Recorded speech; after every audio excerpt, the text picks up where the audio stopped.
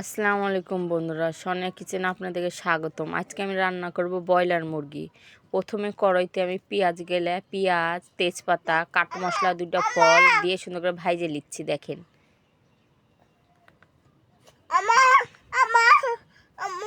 পেঁয়াজ গেলে সুন্দর করে ভাজে নিয়েছি হালকা করে। দেখেন আমার পেঁয়াজ গেলে সুন্দর ভাজা হয়ে গেছে। এর মধ্যে আমি আদা রসুন বাটা দিয়ে দিব। আমি কিন্তু পানি দিব না, আদা রসুনটা আবার পেঁয়াজের সাথে সুন্দর করে ভাজে নিব। আদা রসুনটা দেখেন আমি পেঁয়াজের সাথে সুন্দর করে ভাজে নিলাম, আমি কিন্তু পানি দিইনি।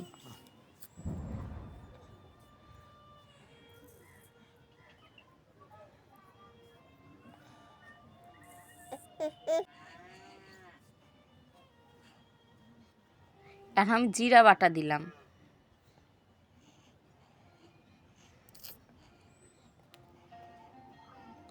আমি জিরা বাটাটাও পেঁয়াজের সাথে সুন্দর করে ভাজা ভাজা করে নেব।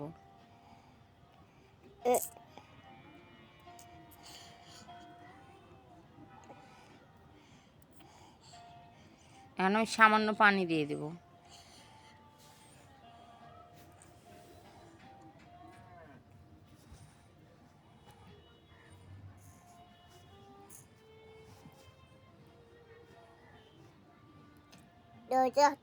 এখন লবণ,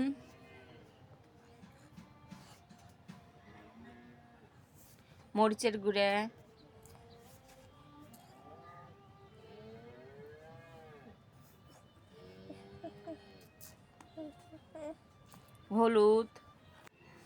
হলুদ দিয়ে দিলাম। আর আমি মশলাটা সুন্দর করে কষাই নেব।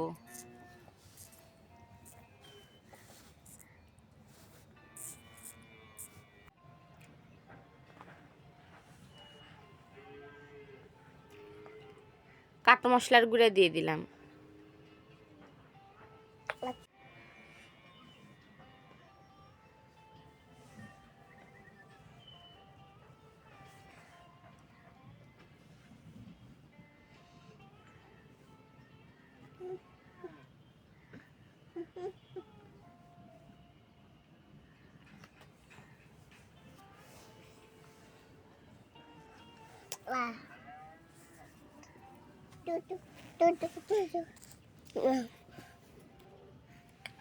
এখন আমি মুরগির মাংসগুলো দিয়ে দিব। আমার মশলা কষানো হয়ে গেছে।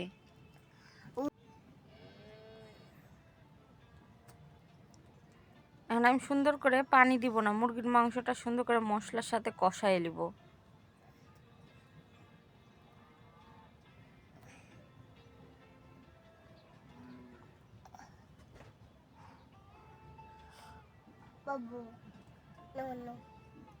ঢাকনা দিয়ে দিলাম।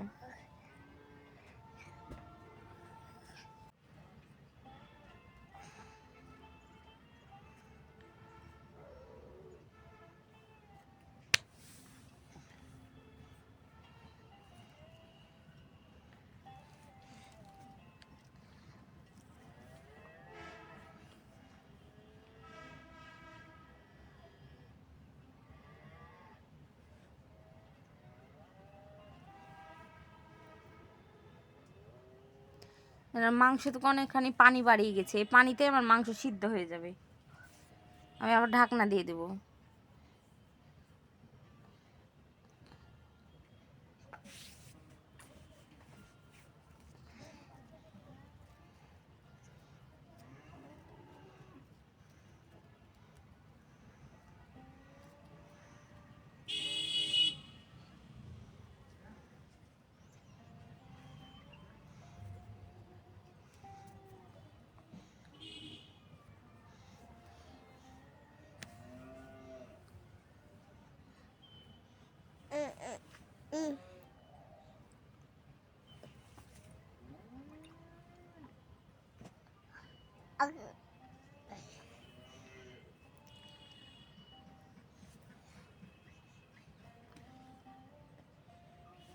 দেখেন আমার মুরগির মাংস থেকে সুন্দর তেল বাড়িয়ে গেছে।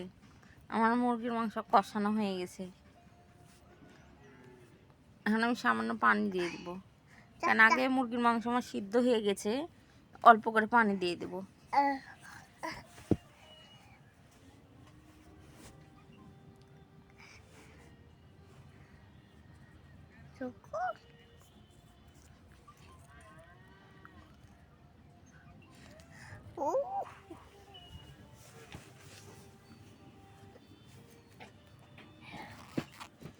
আর আমি ঢাকনা দিয়ে দেবো। দেখেন আমার মুরগির মাংসটা ফুটছে, মুরগির মাংস আরও হবে আমার, আবার ঢাকনা দিয়ে দেবো।